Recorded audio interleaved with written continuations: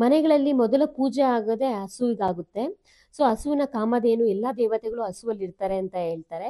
So ಅದೇ ರೀತಿಯಾಗಿ ಹಸುವಲ್ಲಿ ಬರುವಂತಹ ವಸ್ತುಗಳು, ಯಾವುದೇ ವಸ್ತುಗಳು ವೇಸ್ಟ್ ಆಗಲ್ಲ. ಅದು ಗಂಜಲ ಆಗಿರಬಹುದು, ಸಗಣಿ ಆಗಿರಬಹುದು, ಹಾಲಾಗಿರಬಹುದು, ಈ ರೀತಿಯಾದಂತಹ ಎಲ್ಲಾ ಪದಾರ್ಥಗಳು ಹಸುವಿನಿಂದ ಯೂಸ್ ಆಗುತ್ತೆ ನಮ್ಗೆ. ಸೊ ಅದೇ ರೀತಿಯಾಗಿ ನಾವಿಲ್ಲಿ ಗೋಬರ್ ಗ್ಯಾಸ್ ಅಂದ್ರೆ ಅದರಲ್ಲಿ ಬರುವಂತಹ ಸಗಣಿಯನ್ನ ಯೂಸ್ ಮಾಡ್ಕೊಂಡು ಯಾವ ರೀತಿಯಾಗಿ ಗೋಬರ್ ಗ್ಯಾಸ್ ಬರೋದು ಅಂದ್ರೆ ನಮ್ಮ ಮನೇಲಿ ನಾವು ಅಡುಗೆ ಮಾಡ್ಕೊಂಡು ತಿನ್ನೋ ಅಂತ ಗ್ಯಾಸ್ ಯಾವ ರೀತಿ ಮಾಡ್ಕೊಳೋದು ಅಂತ ಈ ವಿಡಿಯೋದಲ್ಲಿ ನಾನು ಡೀಟೇಲ್ ಆಗಿ ತಿಳಿಸ್ಕೊಡ್ತೀನಿ. ನೋಡೋಣ ಬನ್ನಿ. ಹಲೋ, ಹಾಯ್, ಎಲ್ಲರಿಗೂ ನಮಸ್ಕಾರ. Welcome back to AH creative world. ನಾನು ನಿಮ್ಮ ಹರ್ಷಿತಾ ಅಭಿಲಾಷ್. ಇವತ್ತಿನ ಈ ವಿಡಿಯೋದಲ್ಲಿ ಗೋಬರ್ ಗ್ಯಾಸ್ ಯಾವ ರೀತಿ ಇರುತ್ತೆ ಮತ್ತೆ ಅದರಿಂದ ಏನು ಉಪಯೋಗ ಅದನ್ನ ಈ ವಿಡಿಯೋದಲ್ಲಿ ತಿಳ್ಕೊಳ್ಳೋಣ ಬನ್ನಿ. ಸೊ ನೋಡ್ತಾ ಇದ್ದೀರಾ, ನಾನು ಫಸ್ಟ್ ನೋಡ್ತಾ ಇದ್ದಂಗೆ ನಮ್ಮ ಕರು ಕಾಣ್ತಾ ಇದೆ.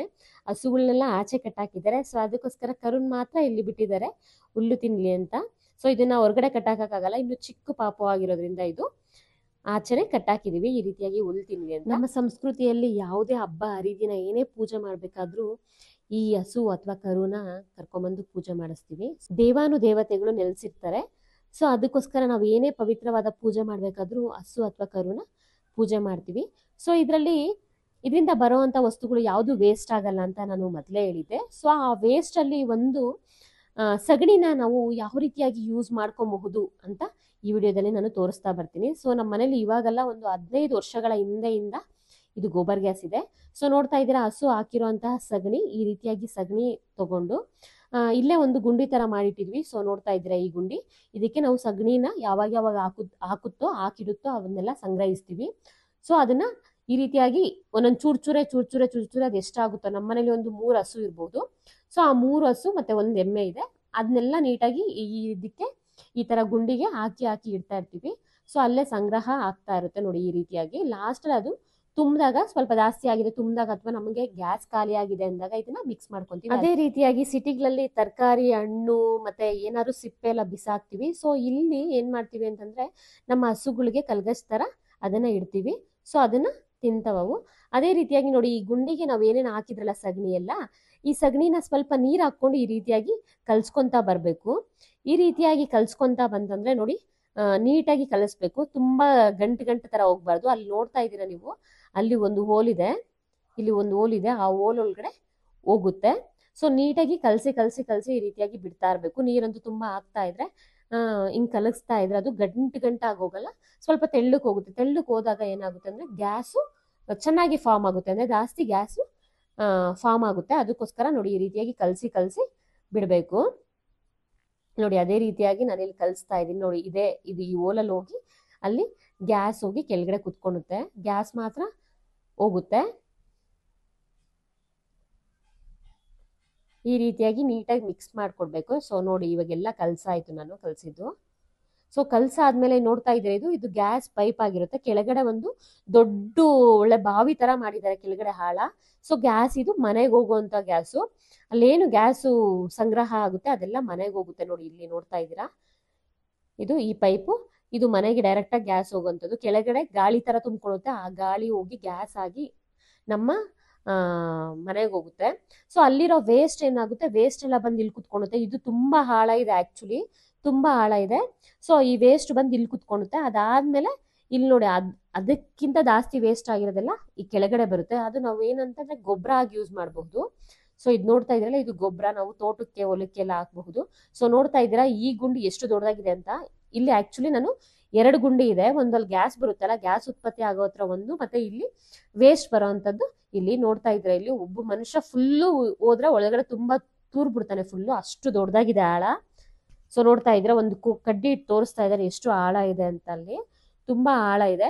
ಸೊ ಅದು ಏನು ವೇಸ್ಟ್ ಬಂದಿರುತ್ತೋ ಅದೆಲ್ಲ ಬಂದು ಅಲ್ಲಿ ನಿಂತ್ಕೊಳ್ಳುತ್ತೆ. ಅದು ತುಂಬೋದಾಗ ನೆಕ್ಸ್ಟ್ ಇನ್ನೊಂದು ಇದೆಯಲ್ಲ ಅದಕ್ಕೆ ಹೋಗುತ್ತೆ. ಆ ರೀತಿಯಾಗಿ ನೋಡಿ, ಇಲ್ಲಿ ಬೆಳೆದಿರೋಂಥ ತರಕಾರಿ ಎಲ್ಲ ನಾವು ಆಲ್ಮೋಸ್ಟ್ ಈ ರೀತಿಯಾಗಿ ಗೊಬ್ಬರ ಬೆಳೆಸ್ಕೊಂಡು ಬೆಳೆದಿರೋಂಥದ್ದು.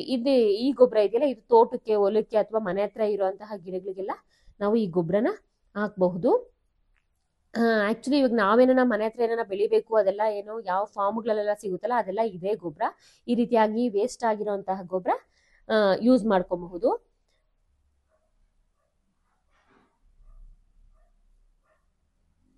ಅಲ್ಲೇ ನಾನು ಗ್ಯಾಸ್ ತರ ತೋರಿಸ್ನಲ್ಲ, ಅದ್ರ ಕೆಳಗಡೆ ದೊಡ್ಡ ಆಳ ಇದೆ, ಅಂದ್ರೆ ದೊಡ್ಡ ಒಂದು ಬಾವಿ ತರ ತೋಡಿ ಅದ್ರ ಒಳಗಡೆ ಗ್ಯಾಸ್ ಅಲ್ಲಿ ಹೋಗುತ್ತೆ. ಅಂದ್ರೆ ಇದು ನೀರು ಎಲ್ಲ ಹಾಕ್ತಿವಲ್ವಾ, ನೀರೆಲ್ಲ ಅಲ್ಲೋಗಿ ಗ್ಯಾಸ್ ಉತ್ಪತ್ತಿ ಆಗಿ ಮೇಲೆ ಬರುತ್ತೆ.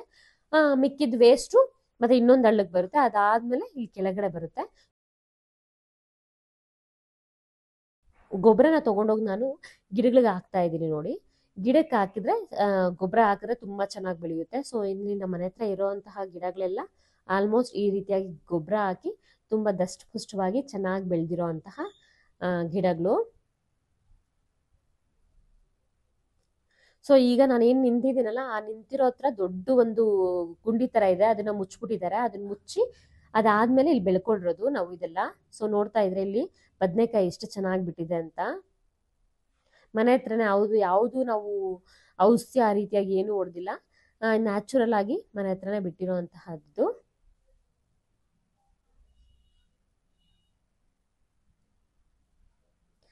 ಅದೇ ರೀತಿಯಾಗಿ ನಮ್ಗೆ ವ್ಯವಸಾಯ ಅಥವಾ ಫಾರ್ಮಿಂಗ್ ಮಾಡಕ್ಕೆ ನಮಗೂ ಇಂಟ್ರೆಸ್ಟ್ ಇರಬೇಕು. ಮನೆ ಹತ್ರ ಯಾರೊಬ್ರು ಮಾಡ್ತಾರೆ ನಾವು ಬಿಟ್ಬಿಡೋಣ ಅನ್ನೋ ತರ ಇರಬಾರ್ದು. ನಾವು ಅವ್ರಿಗೆ ಸಪೋರ್ಟ್ ಕೊಡ್ತಾ ಇದ್ರೆ ಚೆನ್ನಾಗಿರುತ್ತೆ. ಇದು ನಮ್ಮ ತಂದೆ ಮತ್ತೆ ನಮ್ಮ ಅಮ್ಮ ಇಬ್ರು ಸೇರಿ ಮಾಡಿರೋಂತಹದ್ದು. ಸೊ ತುಂಬಾ ಚೆನ್ನಾಗಿ ಮಾಡ್ಕೊಂತಾ ಇದ್ದಾರೆ. ಸುತ್ತಮುತ್ತ ಎಲ್ಲ ಚೆನ್ನಾಗಿ ಬೆಳೆಸೋಣ, ಅದ್ ಮಾಡೋಣ ಇದ್ ಮಾಡೋಣ ಅಂತ ಮಾಡ್ತಾ ಇರ್ತಾರೆ. ಆ ರೀತಿಯಾಗಿ ಇಂಟ್ರೆಸ್ಟ್ ಇದ್ರೆ ಅಷ್ಟೇ ಮಾಡಬಹುದು. ಇಲ್ಲಾಂದ್ರೆ ಒಬ್ರಿಗೆ ಇಂಟ್ರೆಸ್ಟ್ ಇತ್ತು ಒಬ್ರಿಗೆ ಇಂಟ್ರೆಸ್ಟ್ ಇಲ್ಲ ಅಂದ್ರೆ ಚೆನ್ನಾಗಿರಲ್ಲ ಅದು. ಸೊ ನೋಡ್ತಾ ಇದ್ದೀರಾ ನೋಡಿ, ಈ ಬಳ್ಳಿ ಎಲ್ಲ ಎಷ್ಟು ಚೆನ್ನಾಗಿ ಹಬ್ಬಿದೆ.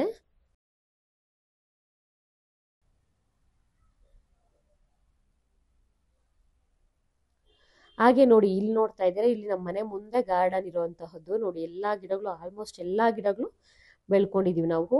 ಅಡಿಕೆ ಮರ ಇಂದ ಹಿಡಿದು ಬಾಳೆ ಮರ, ಮಾವಿನ ಮರ ಎಲ್ಲ ಇದೆ ನಮ್ಮ ಮನೆ ಹತ್ರ.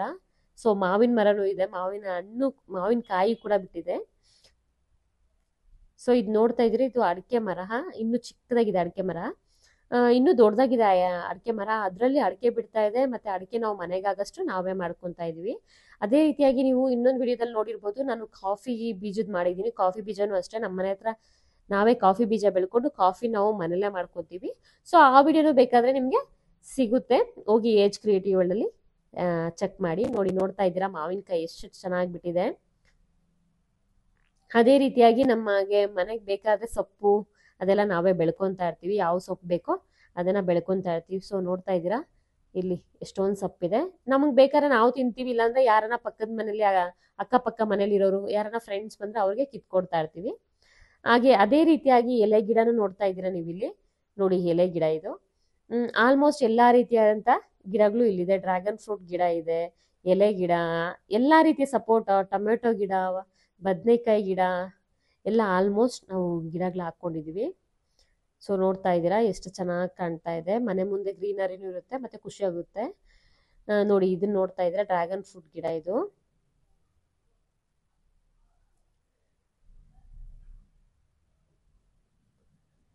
ಹಾಗೆ ನೋಡಿ ಇಲ್ಲಿ ಪಪ್ಪಾಯ, ಅದ್ರ ಹಿಂದೆಗಡೆ ಬಂದ್ರೆ ಇಲ್ಲಿ ಪಪ್ಪಾಯ ಮರ ಇದೆ. ಪಪ್ಪಾಯ ಮರನೂ ಅಷ್ಟೇ, ಪಪ್ಪಾಯನು ತುಂಬಾ ಚೆನ್ನಾಗಿ ಮತ್ತೆ ಟೇಸ್ಟಿ ಆಗಿರೋಂತಹ ಪಪ್ಪಾಯ ಇಲ್ಲಿ ಬಿಡುತ್ತೆ. ಇದಕ್ಕೂ ಅಷ್ಟೇ ನಾವು ಗೊಬ್ಬರ ಹಾಕಿ ಎಲ್ಲ ಮಾಡ್ತಾ ಇರ್ತೀವಿ. ಹಾಗೆ ನೀವು ಮರದ ಗೆಣಸು ಗಿಡ ನೋಡ್ತಾ ಇದ್ದೀರಲ್ಲ, ಇದು ಮರದ ಗೆಣಸು ಗಿಡದ ಗಿಡ. ಮರದ ಗೆಣಸು ಕೆಳಗಡೆ ಬರುತ್ತೆ, ಸೊ ಅದ್ರ ಗಿಡ ಇದು. ಹಾಗೆ ಇಲ್ಲಿ ನೋಡ್ತಾ ಇದ್ದೀರಾ ನೀವು, ಇದು ಏಳಿಕಾಯಿ ಅಂತ. ಏಳಿಕಾಯಿ ಎಲ್ಲರಿಗೂ ಗೊತ್ತೇ ಇರುತ್ತೆ, ಏಳಿಕಾಯಿ ಮರ ಇದು. ಸೊ ಇದ್ರಲ್ಲೂ ಅಷ್ಟೇ ಏಳಿಕಾಯಿ ನೋಡಿ ಇಷ್ಟೊಂದು ಬಿಟ್ಟಿದೆ. ಸೊ ಈ ರೀತಿಯಾಗಿ ಮನೆಯಲ್ಲೇ ಎಲ್ಲ ಮಾಡ್ಕೊಬಹುದು. ನೀವ್ ಆಗ್ಲೇ ನೋಡಿದ್ರಲ್ಲ ಗೋಬರ್ ಗ್ಯಾಸ್ ಈ ರೀತಿಯಾಗಿ ಮಾಡಿದ್ವಿ ಅಂತ. ಸೊ ಅಲ್ಲಿ ಮಾಡಿ ನಾವು ಉರಿತಾ ಇರೋಂತಹ ಉರಿ ನೋಡಿ ಇಷ್ಟು ಚೆನ್ನಾಗಿ ಗ್ಯಾಸ್ ನಮ್ಮ ಮನೇಲಿ ಬರುತ್ತೆ. ಏನೇ ಅಡಿಗೆ ಮಾಡ್ಬೇಕಾದ್ರೂ ಆರಾಮಾಗಿ ಈ ಗ್ಯಾಸ್ ಅಲ್ಲಿ ನಾವು ಮಾಡ್ಕೊಂತೀವಿ. ತುಂಬಾ ಚೆನ್ನಾಗಿ ಉರಿ ಬರುತ್ತೆ. ಆಕ್ಚುಲಿ ನಾವು ಸಿಲಿಂಡರ್ ಯೂಸ್ ಮಾಡೋದೇ ಕಡಿಮೆ, ಈ ಗೋಬರ್ ಗ್ಯಾಸ್ ತುಂಬಾ ಉರಿ ಬರೋದ್ರಿಂದ ಸೊ ನಾವು ಎಲ್ಲಾ ಅಡಿಗೆಗೂ ಇದನ್ನೇ ಯೂಸ್ ಮಾಡ್ತೀವಿ. ನಿಮ್ಮನೆ ಹತ್ರನೂ ತುಂಬಾ ಜಾಗ ಇದ್ರೆ ಈ ರೀತಿಯಾಗಿ ನೀವು ಆರಾಮಾಗಿ ಮಾಡ್ಕೊಬಹುದು. ಸೊ ಇದ್ರ ಬಗ್ಗೆ ಏನೇನೋ ಇನ್ಫಾರ್ಮೇಶನ್ ಬೇಕಾದ್ರೆ ಮೆಸೇಜ್ ಮಾಡಿ, ಸೊ ಕಮೆಂಟ್ ಮಾಡಿ. ಸೊ ನೋಡೋದಲ್ಲ ಈ ವಿಡಿಯೋ ಇಷ್ಟ ಆಗಿದೆ ಅನ್ಕೊಂತೀನಿ. ಇಷ್ಟ ಆಗಿದ್ರೆ ಲೈಕ್ ಮಾಡಿ, ಶೇರ್ ಮಾಡಿ, ಸಬ್ಸ್ಕ್ರೈಬ್ ಮಾಡಿ, ಹಾಗೆ ಕಮೆಂಟ್ ಮಾಡೋದನ್ನ ಮರಿಬೇಡಿ. ಇನ್ಯಾರೆಲ್ಲ ನನ್ನ ಚಾನಲ್ಗೆ ಸಬ್ಸ್ಕ್ರೈಬ್ ಮಾಡ್ಕೊಳ್ಳಿಲ್ಲ ಪ್ಲೀಸ್ ಸಬ್ಸ್ಕ್ರೈಬ್ ಮಾಡ್ಕೊಳ್ಳಿ. Thank you all.